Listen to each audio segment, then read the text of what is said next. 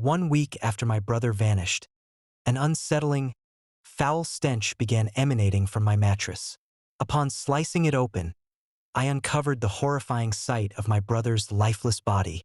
His limbs were stitched into the fabric of the mattress, his mouth cruelly sealed with thread. The police revealed a chilling detail. He was alive when entombed within the mattress.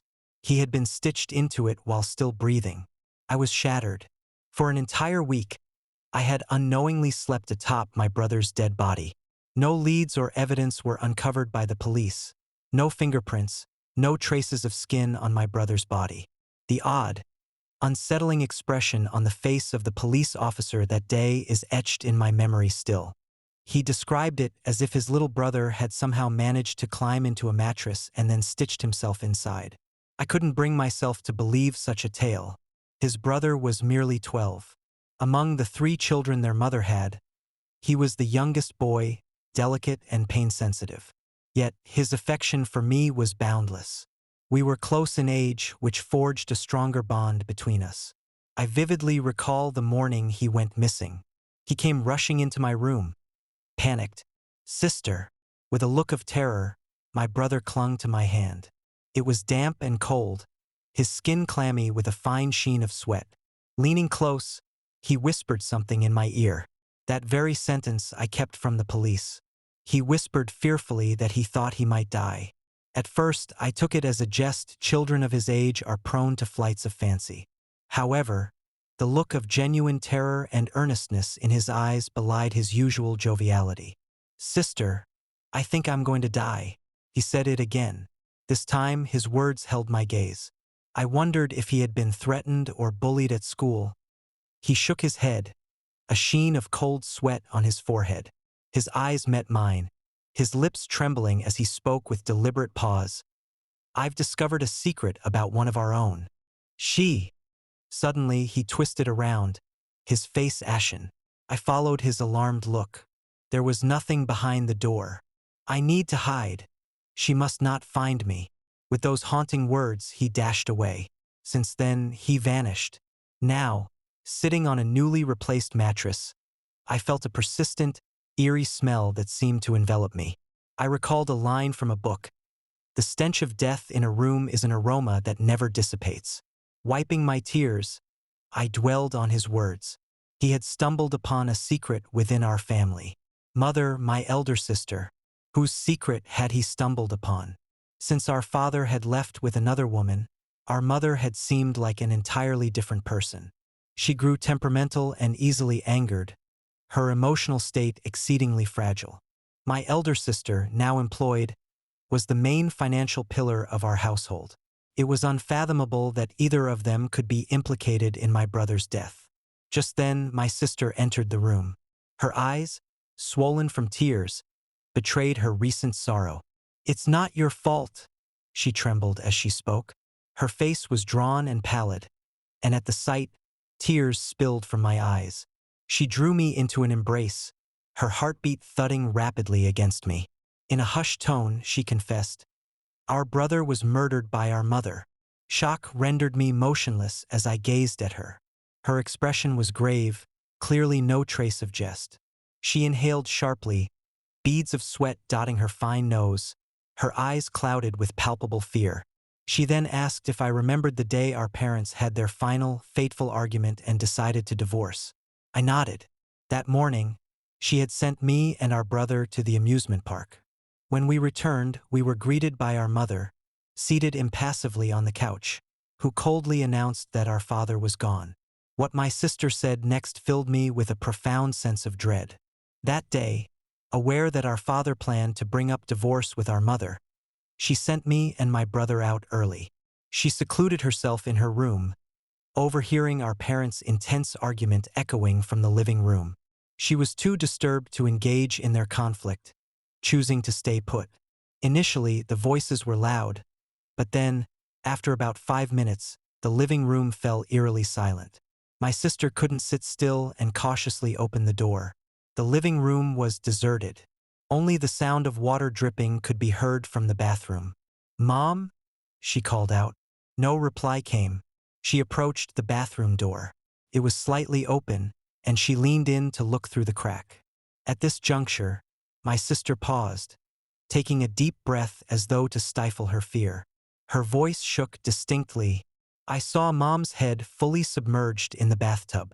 Scattered on the floor were pieces of broken fingernails. The water in the bathtub was blood red. She lay there, completely still, unmistakably. In that instant, I froze in horror. When I finally snapped to, I pushed the door open and rushed inside. But you know what? There was nothing there. Right before my eyes, my mother's body disappeared. In that moment, I was dumbstruck. I suspected a hallucination. But then, almost immediately, I heard my mother's voice behind me. She was dripping wet, her hair still shedding water. Several of her nails were broken, yet she seemed completely unbothered by any pain. She casually inquired if I had seen anything in the bathroom. I feigned ignorance and shook my head. A sinister chill ran through me then, a premonition that admitting to seeing something would bring dire consequences. Her tone was nonchalant, but her eyes bore into me with unnerving intensity. After my sister's revelation, goosebumps covered my skin. She insisted our mother was no longer living. It was difficult to accept that our mother, who had been a constant presence, could be deceased. Suddenly, my sister gripped my hand tightly and whispered, "Have you heard that the dead will hide their death from you, and if you discover the truth, you are close to death yourself? Do you know why our father took his own life? Out of fear because he had accidentally killed our mother. Imagine preparing to confess to a murder, only to find the supposed victim alive and well. How would you feel? My brother must have uncovered the secret that our mother was no longer alive, which led her to kill him. She seems normal until you discover this truth, but once you do, she will stop at nothing to kill you." My elder sister's hands shook uncontrollably. Suddenly, she glanced fearfully toward the periphery of her vision. Unseen until that moment, our mother had been standing at the doorway, silently observing. "What are you sisters discussing?" I could feel my sister's hand tremble. "Mom, I was just telling my little sister to stop blaming herself for our brother's death." Hearing this, tears welled up in our mother's eyes. She swayed slightly, clinging to the door handle for support. "Xiaoyu, could you please fetch a parcel for me from downstairs?" My elder sister gave me a worried glance, nodded, and departed. My mother then sat beside me. Her face was unnaturally pale. The earlier words from my sister had instilled a profound fear of her in me. I discreetly moved back a little. Abruptly, my mother moved closer, her eyes unnaturally wide, her eyelids fluttering. "Xiaoro, your brother was killed by your elder sister." I stared at her in shock. "Mom, what are you saying?" "It was because your brother had found out a secret about your elder sister, and she had to silence him." My mother echoed my elder sister's words. "That day, your father and I were having a heated argument about the divorce. Your elder sister abruptly requested a private word with your father. Although reluctant, I allowed it, thinking despite his failings, he wouldn't harm his own daughter. Distressed, I stepped out to smoke a cigarette downstairs. By the time I returned, your father had disappeared. I found your sister on the ground, covered in blood, her skull grotesquely indented. It was clear she couldn't survive. Panic-stricken, I was about to call the police when her body vanished from my sight. She walked out of the room, unnervingly calm, the indentations still on her head. She smiled at me and asked, "Mom, did you see something strange just now? Why do you look so disturbed?" I knew if I confessed to seeing her dead body, she would kill me without mercy. I said nothing. "You children are my dearest treasures, my own flesh and blood. I know my daughters well, and I was sure in that moment that was not your elder sister." Hearing my mother's tale, I was thrust into profound shock and confusion. Both my mother and elder sister had told me the other was already dead. And the only person who truly knew the truth, our father, had already taken his own life. Who then could I trust? "Your brother definitely discovered your sister's secret, and that's why he was killed. Ghosts will not leave anyone alone who knows of their demise," my mother stated, her face etched with fear. "Mom, "I've got the parcel," announced my elder sister from the doorway, shaking the package in her hand. A quick shadow of fear flickered in our mother's eyes as she got up casually. "I'll go and prepare dinner." Once our mother had departed, my elder sister rushed over and whispered urgently, "Sharo, she didn't say anything to you, did she? Don't believe whatever she tells you. She's no longer our mother." I shook my head. "Sis, Mom said nothing."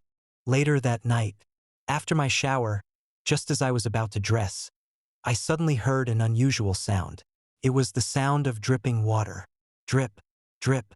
At first, I thought it might be a faucet left slightly open. But listening intently, I realized the sound came from outside. And the dripping grew nearer, as though a soaked person was creeping towards my bathroom door, until it halted right outside my door. My heart hammered in my chest. I thought back to my elder sister's words. There was our mother, submerged in the bathtub, completely sodden. She was no longer alive. My breath quickened, my hands gripping the towel fiercely. After a minute, the dripping at the bathroom door ceased. Water seeped through the door's crack. Trembling, I bent down, lying flat against the floor. I glimpsed a pair of ashen feet, toes stiffly pointed, as droplets fell from the ankles. Overcome with fear, I recoiled in alarm. A gentle scraping noise emerged. It emanated from above the glass. It resembled the sound of fingers softly dragging across the glass. I glanced up, watching as the steam on the glass above the bathroom door slowly cleared. More precisely, a stiff hand was erasing it. My gaze was glued to the glass. Suddenly, my mother's emotionless face appeared behind it. Her eyeballs slowly pressed down to her eyelids, unblinkingly fixed on me. In fright, I screamed, "Mom, why are you staring at me like that?" As if abruptly coming to her senses, she smiled apologetically. "Sharo, you've been showering for quite some time. I was just worried you might be in trouble. I really won't do anything drastic because of what happened to my brother." After explaining several times, my mother finally left the room. But as she departed, an eerie, intense fear washed over me. The door was 2 meters high. My mother stood at just 1 meter 60. The ventilation glass window at the top of the door was positioned at its apex. She would have needed to use a chair to reach it. Yet I clearly saw her on her tiptoes alone. It was impossible for her face to appear at that window unless she had somehow stretched her body. Is such a thing even feasible for a living person? Could it be true, as my sister suggested, that our mother had indeed died? Amidst my fear, I received a phone call from the police. They informed me they had discovered a crucial clue about my brother. In addition to suffocation, his body had numerous bruises on soft tissues. "Miss Byroe, we strongly suspect that your brother was a victim of severe domestic violence before his death. Did your mother ever physically assault your brother?" the police inquired solemnly. "No, my mother is hot-tempered, but she never hit us," I replied honestly. "Although now I'm uncertain if my mother is alive, I am confident that she never abused my brother. Quite the opposite, she was very caring towards him. I vividly remember a time when my brother had a serious fever that persisted even after he received a fever-reducing injection. My mother never left his side, continually wiping his brow and making sure he stayed hydrated. The police didn't delve too deeply, but they did remind me to take care of my own safety. Just as I was about to end the call, a strange and jarring noise interrupted the line. It was so shrill that I had to pull the phone away from my ear. Suddenly, the voice of the police officer came through, sounding distorted and unnaturally sharp. "Miss Byroe, have you ever considered that sometimes the deceased may still deceive? Do you truly believe everything your brother told you?" I was momentarily stunned, about to ask what he meant, when the line abruptly went dead. At that moment, my mind swirled with a myriad of doubts. What exactly led to my younger brother's injuries? And what did those final words from the police imply? In the dead of night, I slipped into my brother's room, scouring for any useful clues. One drawer was fastened with a combination lock. Initially, I entered my brother's birthday to no avail. Switching to my own birthday, the lock released immediately. Tears momentarily filled my eyes. Within the drawer lay a black camcorder, its surface aged and thinly dusted. I retrieved the camcorder, pleasantly surprised to find it still functional.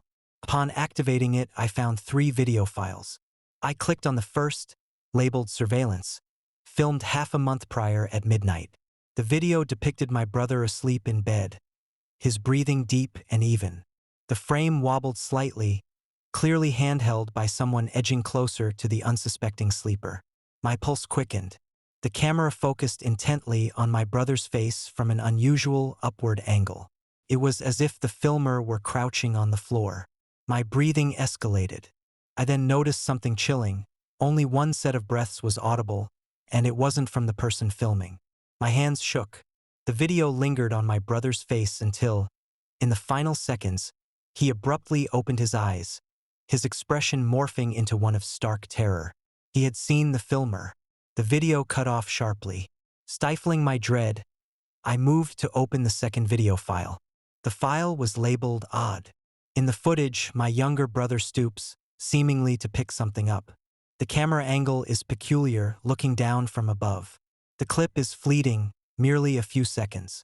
Towards the end, my brother's face shifts dramatically into an expression of intense fear. However, the scene contains nothing overtly terrifying. After replaying the video repeatedly, a chill finally ran down my spine. I understood what had terrified my brother so. The floor's glossy tiles subtly mirrored his visage. I pressed pause. At last, I saw another face looming behind my younger brother's on the ceramic tiles. The face hovered very close to him, almost as if resting on his shoulder. Dark hair completely shrouded the mysterious person's features. My brother had clearly seen the figure behind him too, his face twisted in terror.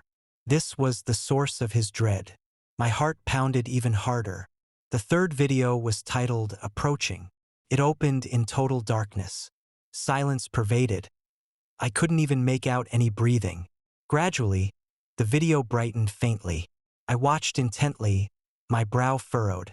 The perspective seemed to be from beneath a bed. The camera pointed at the wooden boards below. This realization chilled me to the core. At that moment, the person filming was concealed under my brother's bed. Suddenly, the camera shifted, the angle slowly pivoting to the exterior of the bed. I noticed a pair of blue striped slippers. A shiver ran through me. Those were the slippers I was wearing. My throat tightened. I now understood why this video was named Approaching. The filmer, hidden beneath the bed, was drawing nearer to me. My palms were slick with cold sweat. From beneath the bed, a sinister scraping sound echoed, as though someone was dragging sharp nails across the floor. I cautiously backed away, my gaze locked on the space beneath the bed. Then, a hand silently touched my shoulder. I spun around. There stood my elder sister, her expression one of bewilderment. "Xiao Ro, why are you up and not sleeping? What are you doing here at this hour?" I pointed, terror-stricken, under the bed. She glanced under skeptically. She walked over, stooped down, and with a puzzled, "Huh," she crawled underneath. "Sister," I called out, my voice laced with anxiety. Silence, like the grave, fell under the bed, devoid of any sound. I quickly lay down to look. There, my sister was staring fixedly upward. "Xiao Ro, you must come and see this," she whispered to me, prompting me to crawl in quickly. Beneath the bed, the wooden boards were etched with dense lines of small text. "There is something dreadfully terrifying hidden in our house. More critically, it remains unnoticed. She is an addition. She was never supposed to exist. I am filled with fear. Every day, she monitors whether I've stumbled upon her secret. I have indeed. I'm forced to feign ignorance, but I know I can't maintain the pretense much longer. Her gaze incessantly follows me. I must find refuge, a place where she cannot find me." This message was penned by my brother. But what does it truly imply? What does it mean that there's an extra person in the house? At that instant, I caught a peculiar scent, specifically, a faint blood scent. It was emanating from my sister. Her head had unnaturally tilted to one side, her gaze fixed on me emotionlessly. It might have been my imagination, but it appeared as if her skull was unnaturally concave. Sister, why are you staring at me like that? The intensity of her gaze filled me with apprehension. Suddenly, my older sister leaned in close, her smile unfurling slowly, and whispered, Xiao Ro, who do you think is the extra person in our house? A shiver ran through me. What could my sister mean by that? Xiao Ro, I need to remind you, no matter how frightened you are, you cannot show any signs of it in front of Mom. However, if she begins to suspect you, she will make an effort to reveal her peculiarities. We must take the initiative and kill her. A flicker of cruelty crossed my sister's face. I recoiled, stuttering, Sister, that's our mother. My sister regarded me with a resigned expression. How many times must I tell you, our mother has long been dead? Do you want to be brutally murdered by her? Like our brother. Is our mother truly dead? Doubt lingered in my heart. Suddenly, the tang of blood grew more pronounced. Horrified, I noticed a deep indentation forming on my sister's forehead, a condition no normal person could survive. My sister seemed entirely unaware of her own anomaly. She looked at me intently. Xiao Ro, we can't afford to be lenient. We must kill her. My mind raced back to an earlier warning she had given. If she suspects you, she will go to great lengths to display her abnormalities. The fear inside me threatened to consume me entirely. My sister's eyes were unnaturally wide, almost splitting at the corners. She leaned her head in close, staring directly at me, her eyes unblinking. Xiao Ro, I forgot to ask you, what did Mom tell you that day she sent me down to fetch the delivery? Her lips twisted into a grotesquely wide smile. Goosebumps erupted across my skin. It looked as if someone was stretching her skin upward, the smile grotesquely exaggerated. My heart thudded violently as I feigned calmness and shook my head. Sister, I can't remember. I'm really tired. I need to go back to sleep. As I attempted to crawl from under the bed, a firm grip seized my foot. Xiao Ro, Mom is asleep. It's the perfect time to kill her. We need to do it now, my sister said, her voice chilling. Panicking, I kicked her hand away. Sister, just let me think a moment. I couldn't bear to look at my sister under the bed and hurried back to my room. At midnight, I lay in bed, sleep utterly elusive. Clearly, my sister was dead. What my mother had told me had to be true. My brother had discovered my sister's secret, and that's why she had killed him. Yet, my mother's behavior was unsettling too. The two people I had once known so well now filled me with dread. Overcome by intense fear and isolation, I broke down sobbing. Once my tears had subsided, I felt slightly calmer. The only person who knew the truth about what happened the day my parents divorced was my father. Although he had since taken his own life, there might be someone else who knew something. She was my father's mistress, the reason behind his departure from my mother. I had deeply hated this woman. Once, I had even pleaded with her, asking her not to break up our family. Her number was still saved on my phone. She had been close to my father before his suicide. Surely, she knew something. With trembling hands, I dialed the number I once abhorred. The phone rang for a long while before being answered. Aunt Sue, I managed to say, steadying my tone. Upon hearing my voice, the breathing on the other end suddenly quickened. What do you want? I need to know if my father said anything unusual to you before he died. Silence enveloped the other end of the line, the breathing there softening. After a long pause, the voice finally continued. Your father didn't kill himself, though everyone, including the police, think he did. He had gone to discuss the divorce with your mom, but he returned deeply disturbed, as if terrified by something. Can you imagine it? Your father, a full-grown man, was hiding in a cramped closet. When I found him, he was huddled inside, his limbs nearly contorted from how tightly he was curled up. I attempted to coax him out, but he wouldn't budge, staying in there all day without food or water. I had never seen your father so terrified. Initially, I thought your mother had discovered something compromising about him and was blackmailing him. It wasn't until after I called your mother that I understood his fear. Aunt Sue's speech quickened, her breathing becoming increasingly labored. Why? I asked anxiously. He discovered someone's secret, and he had to hide. Otherwise, his life was in danger. My entire body turned cold at her words. Whose secret did my father find out? Please, tell me. I pleaded with urgency. Aunt Sue, however, did not address my question. It was as if she hadn't heard me, and she continued distractedly. No wonder he was so afraid. I am terrified too. He said that the person surely knew he had uncovered the secret, and that he wouldn't survive. That night, your father emerged abruptly from the closet. He hadn't eaten much in days and was as gaunt as a skeleton. His eyes bore into me, his mouth unnaturally wide. I was petrified, so I hid under the bed.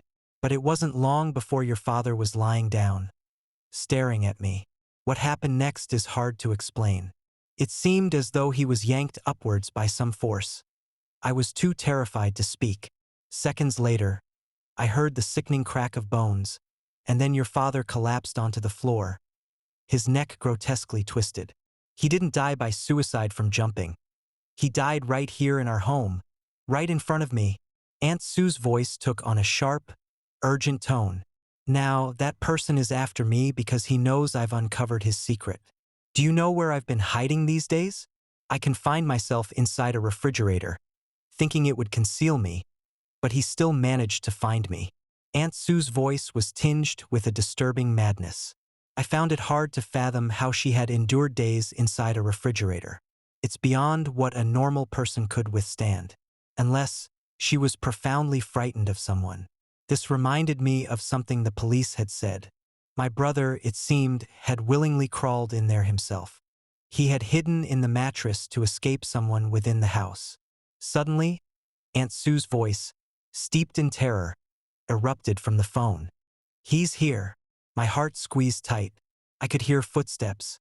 These footsteps were peculiar, not resembling regular walking, more like someone crawling, dragging their legs across the ground. A creak, the sound of something being opened. Aunt Sue issued a brief, piercing scream. Then it abruptly ceased. I heard the gruesome sound of a blade plunging into flesh. My hands shook uncontrollably. The phone had dropped to the floor, but it seemed to have landed on the speaker button as a chilling voice emerged. Next, it's your turn. You can't escape. Aunt Sue's menacing voice boomed from the device. Frightened, I hung up the call. My heart thumped uncontrollably. I breathed deeply, trying to calm myself. Aunt Sue had not disclosed who that person was before she died. My mother or my older sister. Suddenly, my phone vibrated. With trepidation, I answered. It was the police. By Roe. Regarding your brother, we've uncovered another key clue.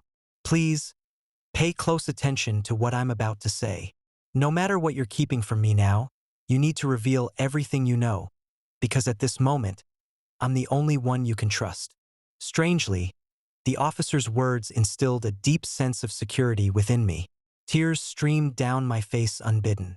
I confessed everything to the officer, including the peculiar behavior of my mother and elder sister. Beru, do you recall a saying I once shared with you? That even the dead can deceive. What do you mean by that? I asked, my voice urgent. We examined your brother's remains and discovered that his organs had severely atrophied and decayed, indicating he had indeed died a year ago. I was utterly speechless with shock. My brother, who used to snuggle against me, who stealthily bought me candies, who blushed as he bought sanitary pads for me when I was menstruating, had been dead for over a year. What was it, then, that kept me company this past year? I don't believe a word you say. My words fell slowly, heavy with gravity. Beru, you need to confront the truth. Your brother passed away a year ago. A sudden buzz overwhelmed my senses, my spine turning to ice. He had to be lying. My entire body shook uncontrollably. I'll send you the death certificate of your brother. Then a text arrived, and there it was, shockingly, the death certificate of my brother. The cause of death was rupture of internal organs. In that moment, I recalled the words my brother had etched beneath the floorboards. An impossible person had emerged in our home. He stumbled upon a horrifying secret. Disturbingly, the secret was about himself. He had uncovered the truth of his own death. When you discover someone is deceased, they will go to great lengths to kill you. My elder sister's words drifted back to me. Every discovery I made was precisely what he intended for me to uncover. I understand this truth is cruel, but it's something you must face. I'm about to reveal a devastating truth to you. Prompted by the police officer's account, I remembered the bone-chilling truth I had managed to forget. A year ago, my father cheated on a student who was 10 years younger than him. On that day, my elder sister had suggested that I take my brother to the amusement park. However, the poor weather prompted us to return home sooner than planned. Upon arriving, my brother and I were met with the sight of our parents embroiled in a fierce dispute. My mother issued a sharp scream, clamping down hard on my father's arm with her teeth. Pain perhaps driving him, he grasped her hair and with great force slammed her head into the bathtub. We stood frozen in shock. My mother's head was pressed under the water, her struggles becoming frantic. It was my brother who reacted first, rushing to intervene. He bit fiercely into our father's thigh. Father emitted a harrowing scream and violently pushed my brother away. Unexpectedly, my brother's head struck the sharp edge of the wash basin. Blood spilled everywhere. My world was drowned in a torrent of red, my brother's blood. Father glanced at my brother with tremulous eyes, his hands shaking as he checked for any sign of breath. He staggered backward, his eyes wide with panic, then fled in utter desperation. Weeping, my elder sister and I dragged our mother out and dialed for emergency help. Our mother survived, yet my brother perished. His death left us in profound grief. But mysteriously, the very next day, my brother returned home perfectly intact. It was then that our memories began to distort. Or to put it more precisely, they seemed forcibly rewritten. We utterly forgot that my brother had died and continued living with him as if nothing had happened. It was my father who first uncovered this eerie secret. His memory had not been altered. When one sees his own son, whom he had fatally harmed, standing before him unscathed, his mind collapses. And it was because of our father that my brother also came to understand the secret. He had not stumbled upon the secrets of others, but rather the harrowing truth of his own death.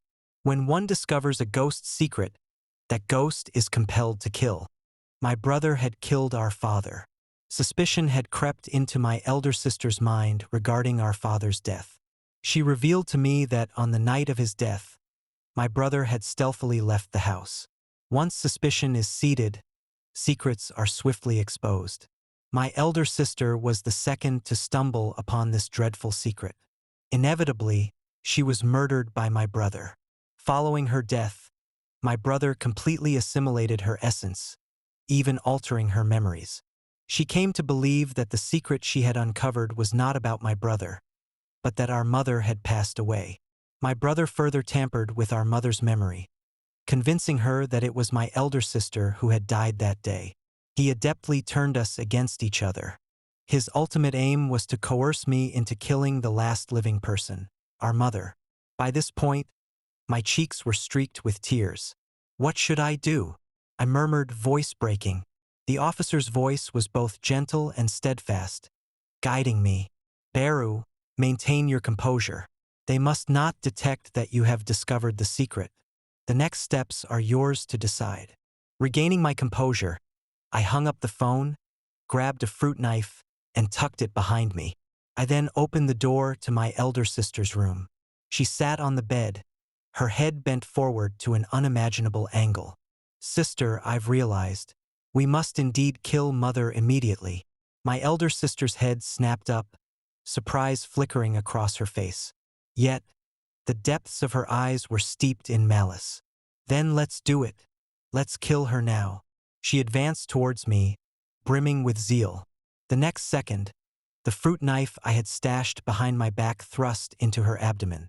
My elder sister looked at me in utter shock, unprepared for my betrayal. I'm sorry, he wept bitterly. At that instant, The malice on my elder sister's face faded away. In its stead was a profoundly familiar sensation. She gazed at me, her hand reaching out as if to brush away my tears. Then, suddenly, she vanished from my sight. The furniture around me receded as if pulled by the tide. The floor fragmented into pieces, eventually blanking out completely. What was happening? I stared in terror at the floor, engulfed by an intense feeling of weightlessness. Then, all at once, I lost consciousness. The last thing I heard was, "Experiment successful." I opened my eyes to find myself on a bed. Around me stood several people in white lab coats. They were smiling down at me. "Sharo, you've finally succeeded." My mother's voice rang out, filled with excitement. Straining to lift my head, I froze at the sight of my mother's face. She seemed to have aged decades overnight, her temples shockingly white. "Mom, where are we?" I surveyed my surroundings, puzzled. I vividly remembered killing my elder sister, who had morphed into a ghost. Mother, tears streaming down her face, embraced me, her arms trembling. "This is a laboratory. These people are doctors who've been assisting us." A laboratory? I was thoroughly baffled. Wasn't I supposed to be at home? "Now that you've awakened, it signifies that you've successfully conquered yourself. This experiment was merely a means to assist you. Your mother is the one you truly owe gratitude to. You have triumphantly navigated past your two alter egos and stepped beyond your own world." A bespectacled, scholarly-looking man stepped forward, his smile gentle. The most shocking aspect was his voice. It mirrored exactly the police officer's voice from the phone. He then disclosed the chilling truth that had been obscured all along. The memories flooded back. My father exhibited severe tendencies towards violence and control, making him the most fearsome man I'd known in my 16 years. Paranoid and distrustful, he once harbored suspicions of my mother's fidelity. Even a simple conversation with the delivery man would provoke my father's sense of betrayal. Each altercation left my mother battered and bruised. Not only did he abuse her, but his drunken rages also extended to us, his 3 children. My mother often contemplated divorce. However, my father's threats of violence against us if she left kept her in this torturous marriage. She endured his psychotic control to protect us. As time went on, my father's depravity escalated. He would drunkenly creep into my elder sister's room at night, particularly after she began college. It was only my mother's tearful interventions that thwarted him. Each episode left her bloodied and bruised. My elder sister moved out early to escape him, but we had grossly underestimated the extent of his depravity. He wasn't just a man. He was a beast devoid of any compassion, not sparing even his own daughter. One day, my elder sister came home, disheveled and in tears, locking herself away and refusing sustenance. At first, we were clueless about the cause. But when my father arrived shortly after, equally disheveled, the grim reality dawned on me. That day, my typically gentle mother unleashed her fury like a wild beast, lashing out at my father with strikes and curses. But how could my mother possibly withstand my father's wrath? I watched, paralyzed, as my father struck her repeatedly, her face swelling and blood filling her mouth. When my younger brother tried to intervene, my father brutally kicked him away, sending him crashing into a table where blood pooled around him. Overcome by the sight of my brother's blood, I snapped. I grabbed a fruit knife and lunged at my father, driving it repeatedly into his back. He spun around in shock, seemingly unable to believe that his once docile daughter could morph into such a savage creature. I stabbed him again and again. Only when my mother, tearfully, pulled me into her arms begging me to stop did I come to my senses and stop. My father collapsed, his menacing sneer forever frozen on his face. "Mom, please check on my brother." We hurried over to him, only to discover that he had already stopped breathing. His eyes were wide open, etched with terror. My brother, the little brother who loved to indulge me, who would secretly buy me treats, who blushingly fetched sanitary pads for me, was forever lost. "It's all my fault. I was too weak. I've let you down." my mother wailed bitterly. As I numbly gazed at my brother's body, realization dawned on me. My sister had stayed in her room the entire time and had not come out. Amidst such uproar outside, it was unfathomable that my sister wouldn't come out. How could my sister, who cherished us so dearly, not respond to our cries? A horrific thought crossed my mind. Tears streaming, I opened the door. There lay my sister on the bed, her hand limply dropped to the side. Blood, steadily dripping from her slashed wrists, had formed a vivid crimson pool on the floor. That day, I lost both my beloved sister and brother. The family members destined to walk through life with me had departed forever. From my mother's throat came fitful sobs. I stared wide-eyed. If only none of this was real. How wonderful that would be. This isn't real. It's not real. We are supposed to be a happy family. Thus, you conjured two personalities, a big sister and a little brother, deeply yearning in your subconscious for them to be alive. Your longing was so profound that your brain realized it, successfully manifesting the personalities of your sister and brother, roles you played for a long time.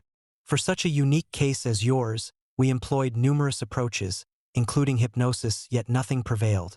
Your brain too fervently wished for it all to be true.